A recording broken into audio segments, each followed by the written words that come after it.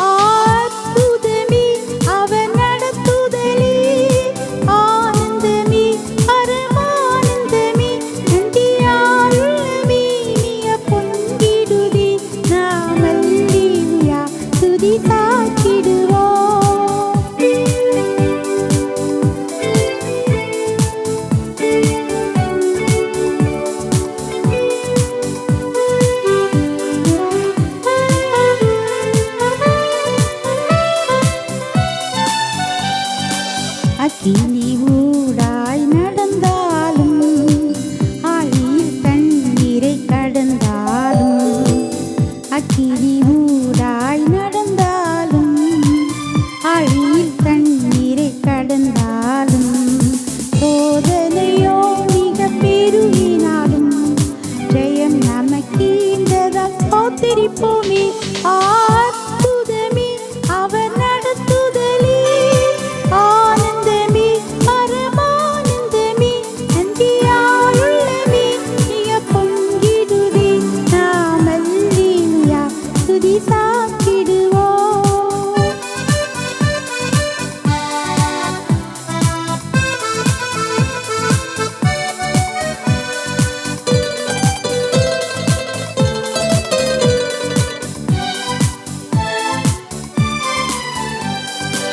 இந்த யாத்திரையில் இந்த ராமேசு நம்மோடிருப்பார்.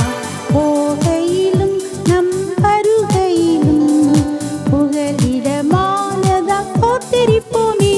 அற்புதமே அவர் நடத்துதலே, ஆனந்தமே பரமானந்தமே, நன்றியாலுள்ளமே மிக பொங்கிடுதே. நாம் அல்லேலூயா துதி சாற்றிடுவோம். நன்றியாலுள்ளமே மிக பொங்கிடுதே. நாம் அல்லேலூயா துதி சாற்றிடுவோம். துதித்து பாடிட பாத்திரமே துங்கவன் இயேசுவின் நாமமதே. துதிகளின் மத்தியில் வாசம் செய்யும் தூயனை நீயமாய் தோத்தரிப்போமே. அப்போஸ்தலர் 17வது அதிகாரம் 6வது வசனத்தினுடைய பின்பாகம். உலகத்தை கலக்குகிறவர்கள் இங்கேயும் வந்திருக்கிறார்கள். நம்ம ஊர் பேர் என்ன பேரு? கலங்கல். கிழக்கலங்கல், மேலக்கலங்கல், சரியா?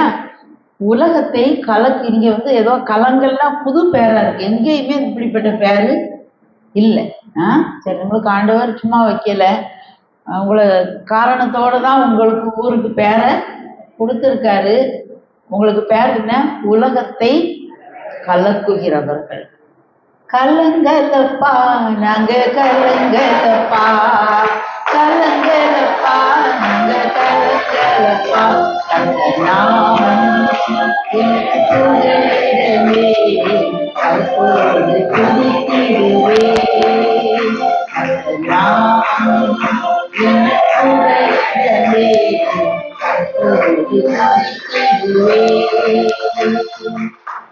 நம்ம அப்பா எல்லாத்தையும் யெகோவா ஈரே பார்த்துக்கிடுவாரு. நம்ம வேலை எப்படி இருக்கு? என்ன செய்யக்கூடாது? கலங்க கூடாது. நம்ம பிரச்சனைக்கு கலங்க கூடாது. மாறாக நம்ம என்ன செய்யணும்? உலகத்தை கலக்கணும். நம்மளுடைய அழைப்பு என்னது? இந்த ஊர் மக்களுக்கு உலகத்தை கலக்கணும். எப்படி கலக்குறது? நம்மளே கலங்கி இருந்தா உலகத்தை கலக்க முடியாது இல்லையா? இப்போ நம்ம ஒரு கலக்கணும்னா ஒரு குச்சி வச்சு கலக்குவாங்க. அந்த குச்சி எப்படி இருக்கும்? நம்ம நெய் வெண்ணெய்லாம் எடுப்போம், இப்போ மிக்சியில போட்டு எடுத்துருவோம். இனிமே அந்த காலம் ஒரு கம்பு வச்சு கத்துவோம், ஒரு மத்துன்னு சொல்லுவாங்க இல்லையா, அதை வச்சுக்கினா அது ஸ்ட்ராங்கா இருக்கும். அது அப்படி சோர்ந்து சோளத்தட்டை மாதிரி ஒடிஞ்சு போறதா என்ன செய்யக்கூடாது, இருக்கக்கூடாது. இதோ நான் உன்னை போரடிப்பதற்கு புதிதும் கூர்மையுமான பற்கள் உள்ள எந்திரமாக்குவேன். நீ மலைகளை மிதித்து நொறுக்கி குன்றுகளை பதருக்கு ஒப்பாக்கி விடுவார். கலக்கிடுவோம், கலக்கி நம்மலாம் சூறாவளி காத்து மாதிரி அடிச்சோன்னா யாரும் பக்கத்துல என்ன செய்ய முடியாது, நம்ம பக்கத்திலே வர முடியாது. அந்த வலிமை நமக்கு இருக்கா இல்லையா? நம்புதீங்களா? எத்தனை பேர் நம்புதீங்க? ஹல்லேலூயா. அதனால நம்ம ஊருக்கு பேரு கீழக்கலங்கள் மேலக்கலங்கள் வச்சு, கீழக்கலங்கள் கீழே இருந்து கெட்டு போயிட்டோம்லாம் நினைக்காதங்க. நிச்சயமா நம்ம ஒருவேளை அமைதியா இருந்தாலும், சிறு கிராமமா இருந்தாலும், ஆண்டவத்தை பயப்படாதே, சிறு மந்தையே ராஜ்யத்தை உங்களுக்கு கொடுக்க பரமபிதா பிரியமா இருக்கிறார். நம்ம ஏதோ நம்ம தள்ளப்பட்டவங்க, நம்ம சின்ன ஊருக்காரங்கள்லாம் இல்லை, நம்ம தான் உலகத்தை கலக்கிறோம். நம்மளுக்கு இன்னைக்கு தேவன் கொடுக்க நிறைய காரியங்களை உங்களோட பேசுவார். பேசுனா ஏதோ செய்தியை கேட்டு குறிப்பெடுத்து என்னதோ 100ஓட 101 இல்லை, இந்த செய்தியை நம்ம கேட்க நேரத்திலே ஆமாண்டவரே, ஆமேன் ஆண்டவரே, எனக்கு தான் இந்த வார்த்தைகளை நான் ஏற்றுக்கிடுதேன், நான் என்னை உயர்த்துங்கப்பான்னு சொல்லி கேட்டு பாருங்க. நிச்சயமா உலகத்தை கலக்குகிறவர்களாக நம்மளை மாற்றுவார். அப்போஸ்தலர் 1:8 என்ன பார்ப்போம்னா, பரிசுத்த உலகத்துல வரும்போது நீங்க எங்கெல்லாம் சாட்சியா இருப்பீங்களா? படிப்படியா போய் கடைசியில கடைசி பரியந்தமும் நம்மளை என்ன செய்வாராம்? சாட்சிகளா வச்சிருக்கார். அதுக்குதான் ஆண்டவர் அந்த சீஷர்களுக்கு பரிசுத்த ஆவியை நிரப்பி விடுதார். நம்மளே குறைவா இருந்துக்கிட்டு மற்றவங்களை ஆசீர்வதிக்க முடியாது. நம்ம பாத்திரம் நிரம்பி வழிஞ்சாதான் என்ன செய்ய முடியும்?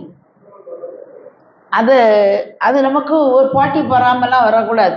என் பாத்திரம் நிரம்பி வழியும் போது ஜீவனுள்ள நாளெல்லாம் நன்மையும் கிருபையும் என்னை தொடரும்.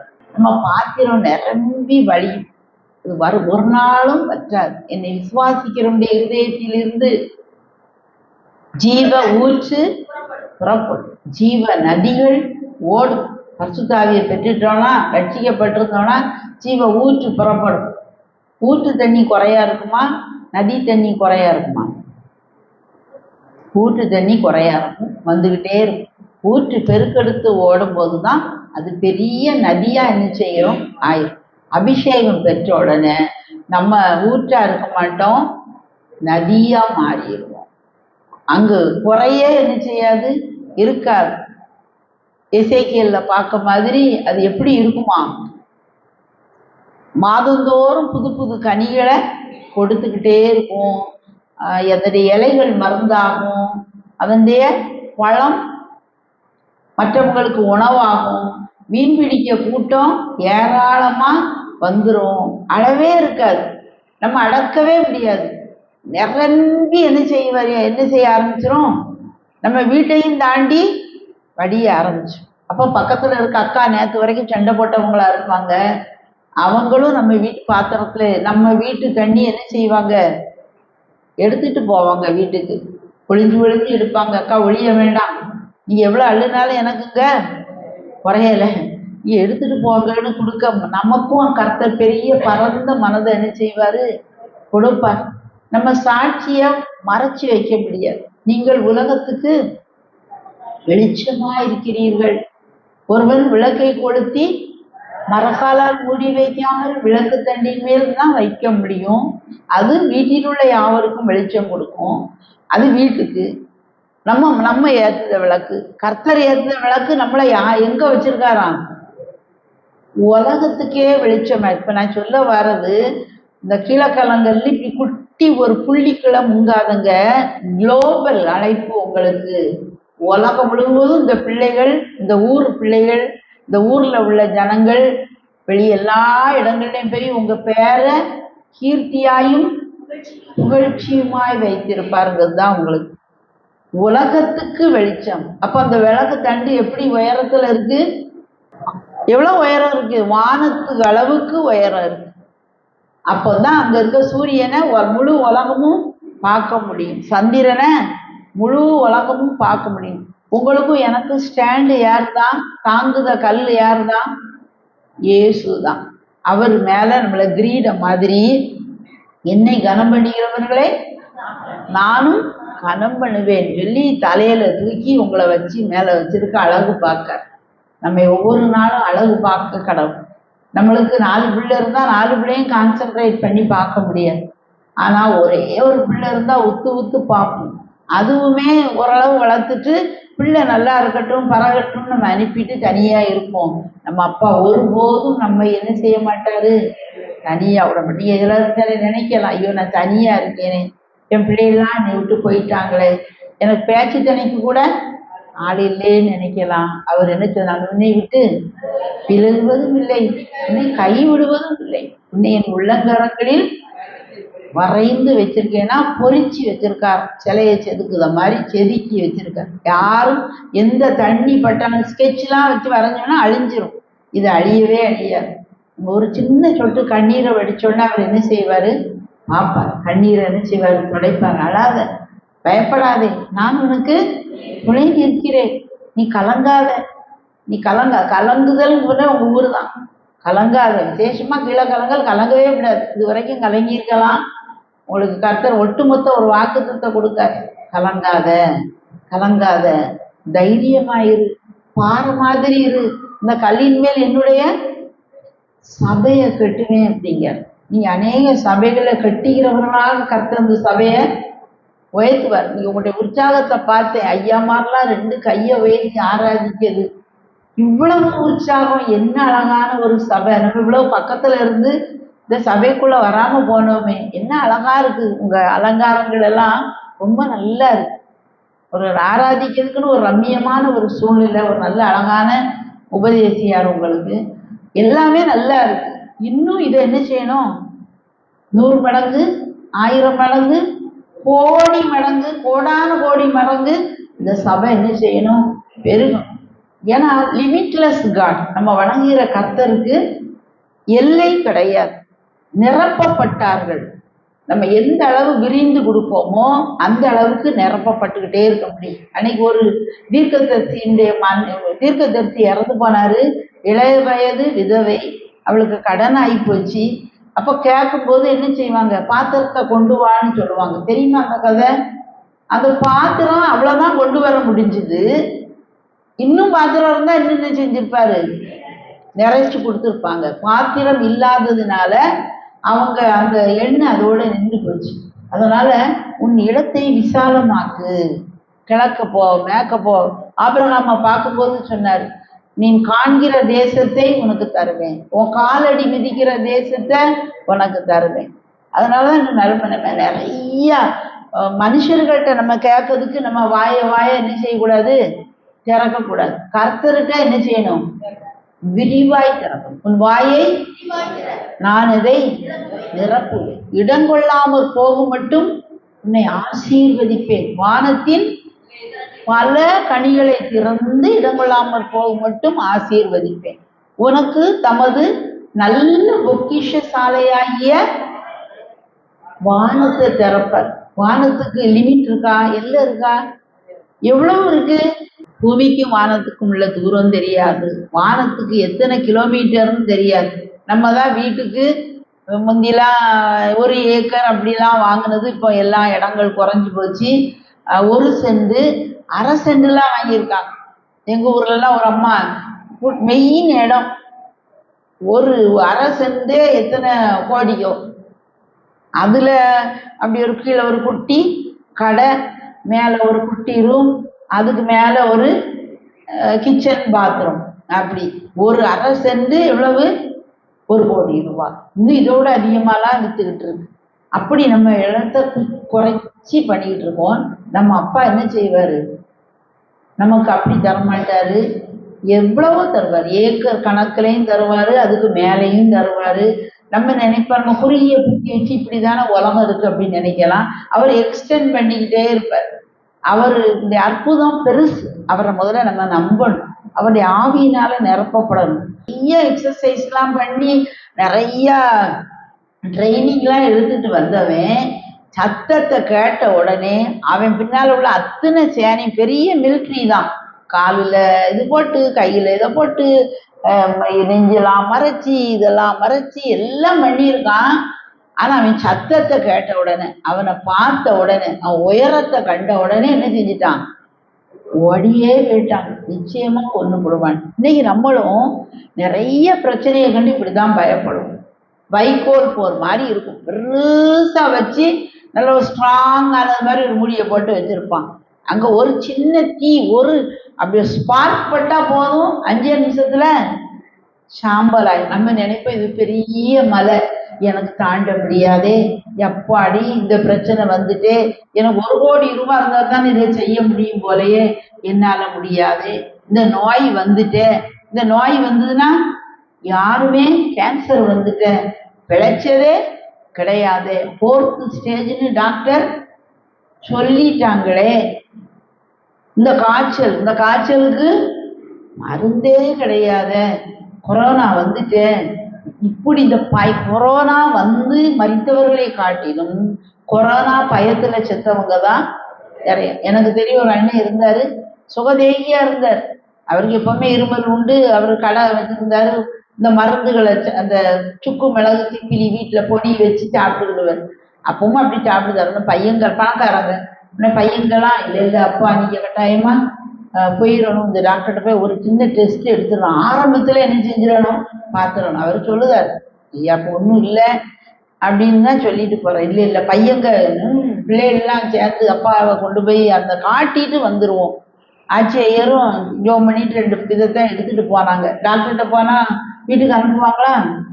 இல்லைம்மா உரிமல் இருக்கு, அட்மிட் ஆயிருங்க.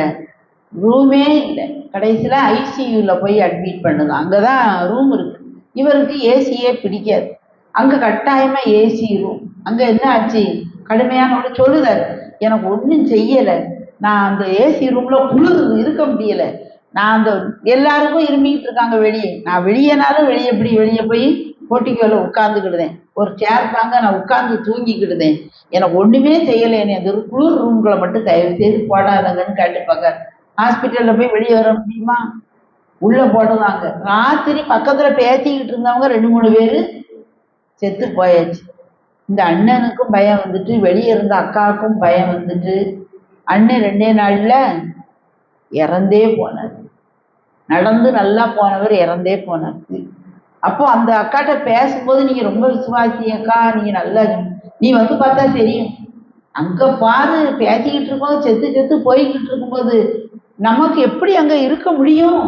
இவங்களுக்கு 20,000 50,000 ஏதோ சொன்னாங்க. நிறைய ஒரு ஊசியை போட்டாங்கன்னா போட்டு இருக்கும், உயிர் போயிடுதான். போடுவோமா? நாங்களாம் போட சொல்லிட்டோம் அப்படின்னாங்க. எதுக்கு சொல்லுதேன்னா, இது ஒரு ஒண்ணு. இந்த மாதிரி நீங்க 1000 கதையை கேட்டிருப்பீங்க. அந்த பிசாசு வேலை என்ன செய்வான்? பயங்காட்டிகிட்டே இருப்பான், கலங்க பண்ணிக்கிட்டே இருப்பான். நம்முடைய உங்கள் இருதயம் கலங்காது இருப்பதா. கலங்கல் மக்கள் விசேஷமா கலங்கவே கூடாது. நாம் யார்? உலகத்தை கலக்குகிறவர்கள். இது என்ன கலக்குதல் எப்படின்னா, ஸ்ட்ராங்கா உறுதியா இருந்தா தான் உறுதியா கலக்க முடியும், நொறுக்க முடியும், தவிர்க்க முடியும். நீ பிசாசு அரணை கட்டிக்கிட்டே இருக்கான். அவன் அரண்லாம் வைக்கோல் போர் வச்ச ஒண்ணுமில்லாத ஒரு அரண் தான். வாய்ஸ் சத்தம் தான் அப்படி ரஃப் அண்ட் கிரஃபா அப்படி அடி தொண்டையில கத்துவான். அவன் ராட்சதன். நீ எவனா இருந்தான்னு ஒரு சின்ன கூழாங்கல்லோட என்ன செஞ்சிருது, ஒரு பொட்டு தான் அங்க திறந்துருக்கு, ஒரே அடி. கர்த்தர் கொடுத்தா அப்படித்தான் அடிப்பார். கலங்கல்ல இருக்கவங்க கலக்கணும்னா அப்படிதான் இருக்கும். அந்த ஒரு கல் எப்போட வரும்னா, வேத வாசிப்புலையும் ஜெபத்திலையும் பரிசுத்தாவியின் நிறைவிலையும் நிறைஞ்சு இருப்போம். பரிசுத்தாவியில நிறைஞ்சிட்டோம்னா என்னது வந்துருமா? இப்ப இந்த வசனத்தின்படி சந்தோஷம் வந்துடும். சந்தோஷம் வந்துடுதுன்னா என்னது வந்துடும்? சந்தோஷம் வந்துன்னா பின்னால என்ன வந்துடும்? சந்தோஷம் வந்தா எப்படி கண்டுபிடிக்கலாம்? முதல்ல சிரிப்போம். பல்லு எல்லாம் எல்லாரும் கொஞ்சம் இந்த பிரசங்கத்திலேயாவது சிரிச்சுக்கிட்டு இருங்க. வீட்டுல அந்த பிரச்சனை ஆயிரத்தை விட்டுட்டு வந்திருப்போம். எல்லாம் அலறல் சத்தம் எல்லாத்தையும் தூரத்துக்கு போட்டு கர்த்தர் சமூகத்துக்கு வாங்க. முதல்ல சிரிங்க. சிரிச்ச உடனே அடுத்தாப்புல சந்தோஷமா இருக்கிறவன் சங்கீதம் பாட கடவன். It is a must, it is a command. இது ஒரு கட்டளை. சங்கீதம் பாட கடவன். சந்தோஷம் தானே தானா ஒலையில தண்ணி போட்டு கொதிச்ச உடனே என்ன செய்யும்? என்னுள்ளம் தேவன் பால் பொங்கி வழியுதே, ரட்சித்தால் நான் ஆடி பாடிடுவேன். எவரும் அறியாரே என்னுள்ளம் பொங்குதே, என்னுள்ளம் பொங்கி பொங்கி பொங்கி பொங்கி வழியுதே. It's bubbling, it's bubbling, it's bubbling in my soul. I'm singing and dancing since Jesus made me whole. No hope can understand it. How can I keep it quiet? It's bubbling, bubbling, bubbling, bubbling, bubbling day and night. Bubbling joy na bubble na முட்டை. இந்த சாப்பு மரம் வருது பார்த்தீங்களா? இத மாதிரி அது ஒரு இடத்துல கிடக்காது. ஊதி விட்டோன்னா அப்படியே போக ஆரம்பிச்சோம். நம்ம பரிசுத்த ஆவியினால் நிரப்பப்படும் போது சந்தோஷம் நமக்கு வருது. சந்தோஷம் வரும்போது ஒரு நல்ல வாய் நிறைய சிரிப்பு வரும். யோபு சொல்வார், வாயை நகைப்பினால் நிரப்பினீர், உதடுகளை கம்பீரத்தினால் நிரப்புவார். கம்பீரம் வந்துடும். நம்ம நடைய நிமிந்துருவோம். நம்ம கலக்க போறவங்க இல்லையா, கூனி குறுகி நடக்க மாட்டோம். மீனின் வயிற்றில் யோனா போல் கூனி குறுகி போனாயோ, மீனின் வயிற்றில் யோனா போல் கூனி குறுகி போனாயோ. பகையிடும் துதியின் சப்தத்தோடு விதையிடும் எல்லா வெட்டத்தோடு மகிழ்ந்து களிகூறு மகளே பயங்கேண்டா, மகிழ்ந்து களிகூறு மகனே பயங்கேண்டா. மன்னவர் இயேசு நம் நடுவில் பெரிய காரியம் செய்திடுவார். மன்னவர் இயேசு நம் நடுவில் பெரிய காரியம் செய்திடுவார். அதனால கூனி குறுகி இனிமே இருக்கக்கூடாது, நிமிர்ந்து இருக்கணும், கலங்கக்கூடாது. கர்த்தர் நம்ம கூட இருக்கார். நம்ம கூட இல்லாம யாரு கூட இருப்பாரு? நம்ம ஜாதி கேட்டா யாருக்கு அதிக போவோம்? பிசாசு மண்டையை குட்டிக்கிட்டே இருக்கும். குட்டும் சாத்தான் அவன் வேற இரவும் போகலும் உங்களை குட்டம் சாட்டிக்கிட்டே இருப்பான். சரி, நீங்க காலையில் 4 மணிக்கு எழுப்பி ஜோம் நீங்க தூங்கிட்டிய, 4:30 ஆயிட்டு, பதறாதங்க, மன்னிப்பு கேளுங்க. நம்மளையே 7 தடவை 70 தடவை மன்னிக்க சொன்ன கர்த்தர் நம்மளுக்கு மன்னிச்சிருவார். ஆண்டவரே எனக்கு 1/2 மணி நேரம் பிந்திட்டு சாரி, என்ன உட்காந்து நான் ஜோம் பண்ணியிருந்தேன். ஜோம் பண்ணிருங்க. அந்த உறவை நம்ம விட்டுறவே கூடாது. அதனால பிசாசு போ பிசாசு நீ குற்றம், எங்க அப்பா கூட நான் உறவு.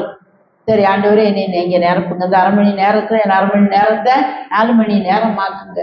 நான் உங்க பிரசன்னத்துல நான் இருப்பேன், நான் திளைப்பேன்.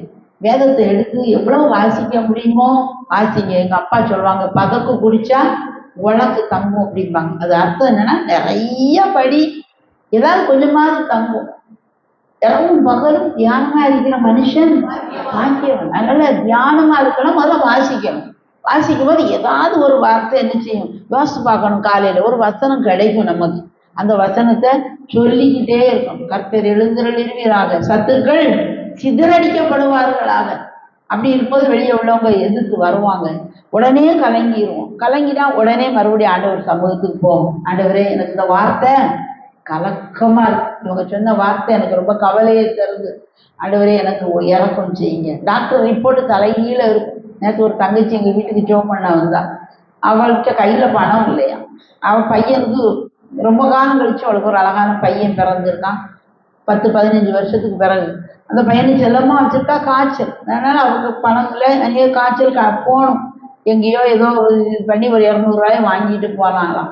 அங்கே டாக்டர் 300 ரூபா கேட்பாங்களேன்னாங்களாம். அந்த டோக்கன் எல்லாம் போட்டு வந்தாலாம். வந்துட்டு அடுத்த வீட்டில் ஒரு அக்கா ஜெபம் பண்ணுவாங்க. அங்கே போகலாம். கடவுளே எங்கேயாவது நான் ஜெபம் பண்ணேன், என் பிள்ளைக்கு சோமா இருக்கட்டும். என்கிட்ட அவங்க இன்னும் கேட்டாங்கன்னா எனக்கு வெக்கமா இருக்கு, என்கிட்ட கையில் பணம் இல்லை, என் பிள்ளைக்கு எப்படியாவது காய்ச்சலை குணமாக்குங்கன்ட்டு போகலாம். அவங்க ஜெபம் பண்ணிட்டு தொட்டு ஜெபம் பண்ணாங்களாம். அங்கே பார்த்தா காய்ச்சலும் இல்லை, ஒன்றும் இல்லை. இது முந்தா நாள் நடந்த கதை. நேற்று வீட்டுக்கு வந்தேன். எதுக்கு சொல்லுறேன் அப்படின்னா, நம்பி நம்ம அந்த பயத்தோட போறா. அந்த பயத்தை அந்த அம்மா நீக்கி விட்டு கர்த்தர் தந்த பிள்ளை, கர்த்தர் காத்துக்கிடுவார், தைரியமாரு, சோகமாகுங்காங்க. அந்த நம்பிக்கை அவளுக்கு சுகத்தை கொடுக்கு. நம்ம வாழ்க்கையில நிறைய வருது. நானே ஒரு பரிகாரியாகிய கர்த்தர். பரிகாரின்னா என்னது? பரிகாரின்னா என்ன அர்த்தம்? டாக்டர். நான் தான் உன் டாக்டருங்கார். மனமகிழ்ச்சி நல்ல ஔஷதம். ஔஷதம்னா என்ன அர்த்தம்? மருந்து. மனமகிழ்ச்சி நல்ல மருந்தான். இயேசு கிறிஸ்து நல்ல டாக்டரா. டாக்டரும் நம்ம கூட தான் இருக்கார். அவர் என்ன சொல்றாரு? நான் உன்னை விட்டு இருதயத்துக்குள்ள இருக்கேன், உன்னை சுத்தி இருக்கேன், மேல இருக்கேன், கீழே இருக்கேன், எல்லாத்துலயும் இருக்கேன். வேலை அவர் நமக்குள்ள இருக்காரு. மருந்து பரிசுத்த ஆவியினால் நிரப்பப்படும் போது சந்தோஷத்தையும் சேர்த்து நிரப்பியாச்சு. மனமகிழ்ச்சி நல்ல மருந்து. இதுக்கு மேல நோய் வருமா? சரியா? அதனால நமக்கு எல்லாம் கேரண்டி கொடுத்துருக்காரு. கேரண்டி. நிச்சயமா ஆறாத காயங்கள் ஆறும். உன் இருதயத்தின் காயங்களை நான் ஆச்சுவேன். உனக்கு தூக்கம் இல்லாம இருக்கீங்களா? அயர்ந்த நித்திரை ஆதாமுக்கு கொடுத்த தேவன் அயர்ந்த நித்திரை வரப்படுவார். பிரச்சனைகள் கட்டிக்கிட்டு இருக்கா, அப்படி ஃப்ரீஸ் ஆகும்படி உறைஞ்சு பேர் அயர்ந்த நித்திரை. எழும்பி உன் வாழ்க்கையில பிரச்சனை எழும்ப முடியாது. கேளுங்க, ஆதாமுக்கு அயர்ந்த நித்திரை கொடுத்த தேவன் இந்த பிரச்சனைகளுக்கும் அயர்ந்த நித்திரை கொடுங்க. ஆண்டவரே, எழுப்பவே விடாது. போனதுதான். ஒரு வழியாய் வரலாம், 7 வழியாய் ஓடி போவாங்க, ஒற்றுமையா வருவாங்க. 7 பேய் சேர்ந்துக்கிடும் என் வீட்டுக்குள்ள வரட்டும்ட்டு. ஆனா நம்மகிட்ட வர நேரத்துல கர்த்தர் எழும்பும் போது, சிதறடிக்கும் போது 7 வழியா என்ன செஞ்சிருவாங்க? ஓடிப்பேன். நம்புதீங்களா?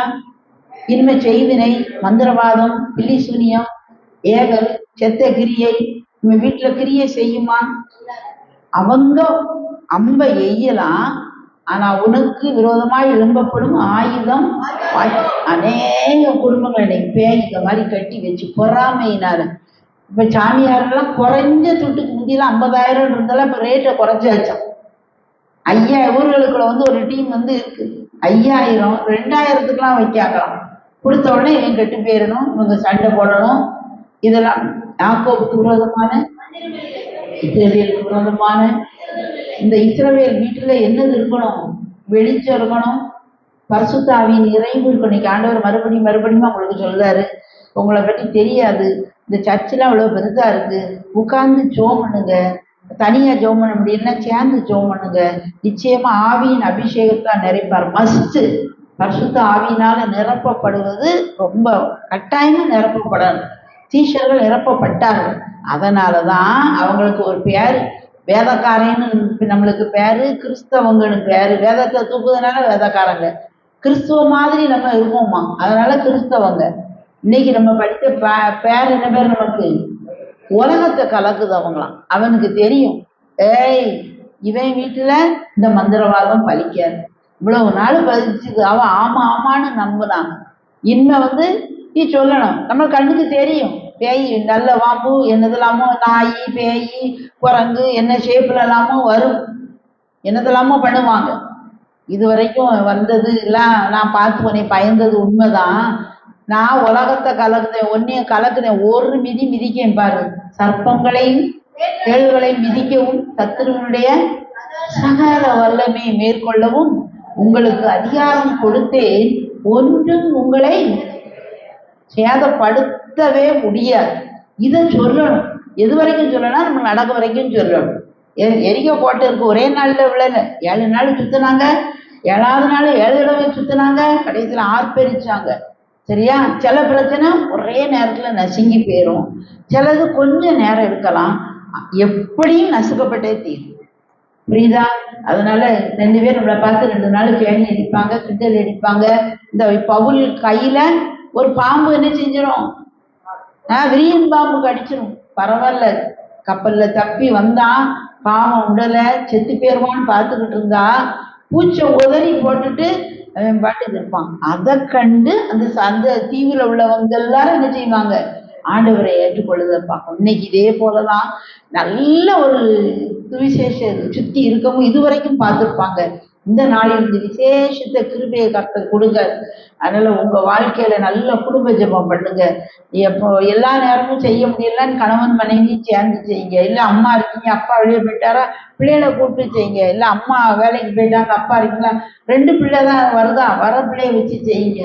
செய்துக்கிட்டே இருக்கணும். ஆண்டவரை துதிக்கிற துதி புகை மாதிரி நம்ம வீட்டுல இருந்து என்ன செஞ்சுக்கிட்டே இருக்கணும், ஏறெடுக்கப்பட்டு கொண்டே இருக்கணும். அதுக்கு வெக்கமா இருக்கும், சில சமயம் வேதனையா இருக்கும், கண்ணீரா வரும். நான் இவ்வளவு ஜெபம் பண்ணி நடக்கலையே, எல்லாம் பண்ணிட்டு இருக்கலாம். பிரச்சனைகளை அப்படியே வச்சுட்டு இந்த நேரத்திலிருந்து கர்த்தரை துதிக்க ஆரம்பிப்போம். எல்லாரும் வாயை திறந்து நம்ம பேசுவோம். எத்தனையோ பிரச்சனைகள் இருக்கு. கர்த்தரை தேட ஆசைப்படுதோம், அதிலே நிலைச்சிருக்க விரும்புதோம். ஆனா நம்ம பயப்படுதோம். இன்னைக்கு ஆண்டவர் நீ கலங்காத, நீ உலகத்தை கலக்க போனோம்.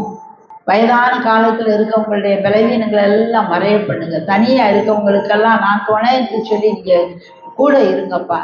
நன்றி அப்பா. இன்னும் அதிக ஜெபங்கள் ஆலயங்களிலே ஏறெடுக்கப்படட்டும். விசேஷித்த கிருபைகளை கொடுங்க, உடைய வல்லமையை கொடுங்க, ஆசீர்வாதத்தை கொடுங்க.